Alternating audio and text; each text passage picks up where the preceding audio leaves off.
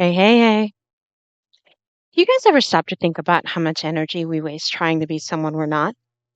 Trying to blend in, trying to be liked, trying not to rock the boat? Let me tell you something.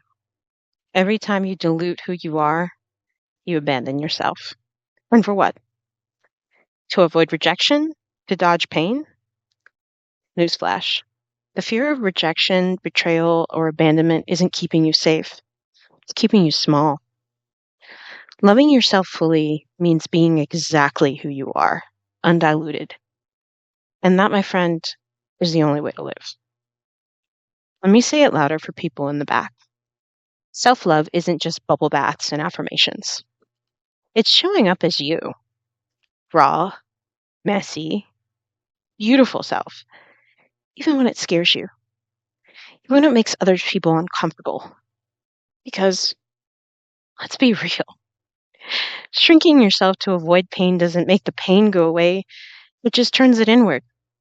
You can't escape the five wounds by abandoning who you are. You only deepen them.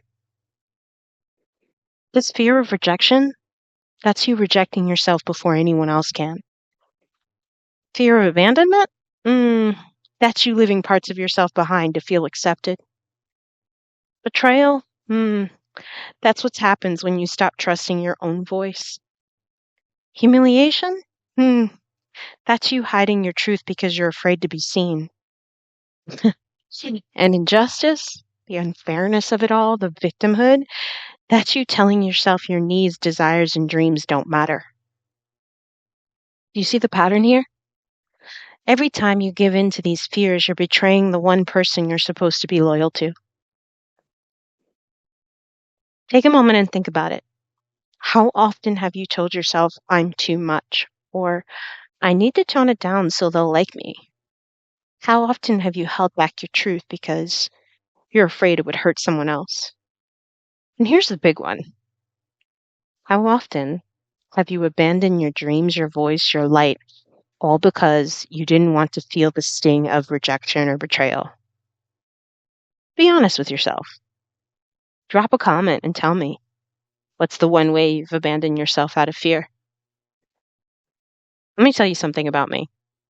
I've never been one to bite my tongue. I've been told I'm too much, that I should tone it down, be softer, less intense. And you know what? I don't care. Because the moment I stopped giving a damn what other people thought, everything changed.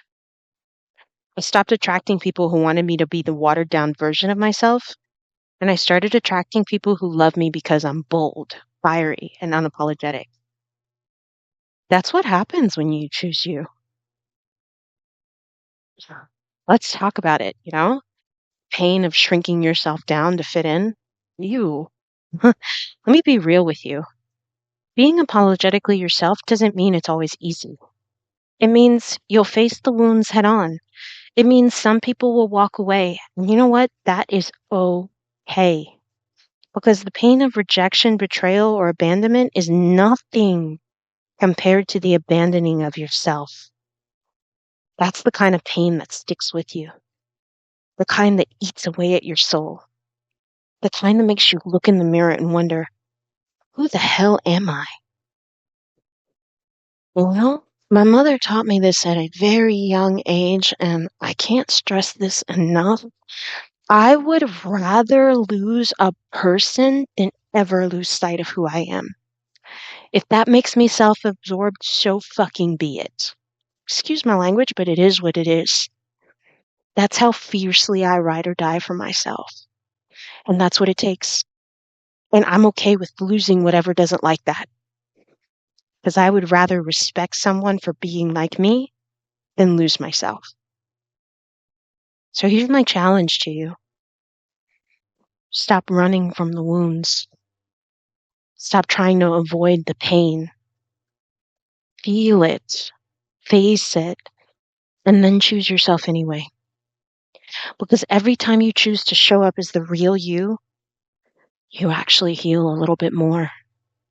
You prove to yourself that you're worth it. And the right people, they'll see you. They'll celebrate you.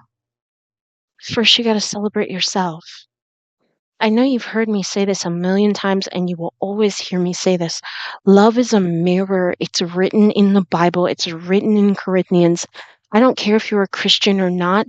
It literally tells you that the relationship with yourself sets the tone with everything else. And if you are not fair to you, if you are not choosing you, then I'm sorry, but you're in for a lot of disappointment. I'd rather lose whatever the hell is on the outside than ever be unfaithful to the soul inside my body. That's the difference. That's what makes me the one. And yes, that makes me cocky. So what? So be it. So let me ask you this. What's the one part of yourself you've been hiding because you thought it was too much? What's the one thing you've been scared to say, do, or be because you don't want to rock the boat? Drop it in the comments. Let's make this day the day you stop playing small. Let me just say something to you guys. A few things. All right? Self love is not about avoiding pain, it's about facing it so you can stay true to yourself. Secondly, every time you abandon yourself, you're choosing fear over freedom. And I don't know about you, but I'd rather be free. The world doesn't need you to fit in, it needs you to stand out unapologetically. So here's the truth: you were never meant to be small.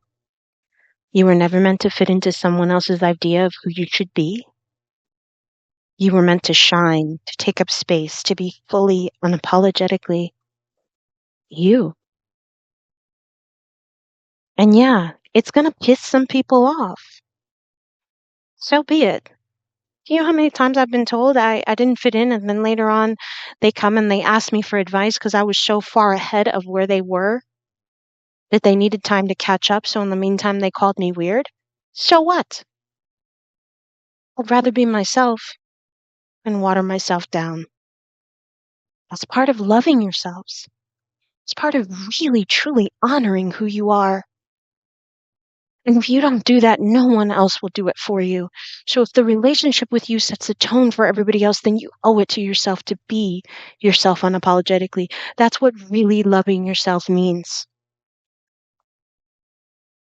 So if it pisses people off, guess what? That's not your problem. The people who can't handle your light were never your people to begin with. So this week, I'm going to dare you to stop shrinking. Speak your truth. Take up space. Be bold. Be you. And watch what happens when you finally decide to love yourself enough to stop apologizing for your existence. All right, my friend. Here's the bottom line. You deserve to be you. No masks, no filters, no apologies. You don't need anyone's permission to be fully unapologetically yourself. But here's the thing. This is the process. There's no magic overnight transformation. It takes practice. It takes courage. And yeah, you're going to face your fears, but I've already said this before. If you watch my channel, fear is the shortcut, so go through it. Yes, you might confront some wounds, but that's really the part of reclaiming your power. It's not like you're broken. It's your fear of being broken or your fear of what might happen because of pain that holds you back, and you deserve so much more than that. You're not in this alone, and every person who dares to be authentic is walking the path right along with you. So here's my final challenge. Today, right now, find one way to be a little bolder, a little braver, a little more you. Maybe it's saying something you've been holding back. Maybe it's letting go of a person or a situation that doesn't honor your authenticity. Whatever it is, take that step. And if you're ready to go deeper, to break through the walls and really show up for yourself, don't hesitate to reach out for the one-on-one coaching with me. I'm here to support you as you step into your true power. You can always book a session at Bridge to Self Mastery. Until next time, though, Remember, your light is not too much for the world. It's exactly what the world needs.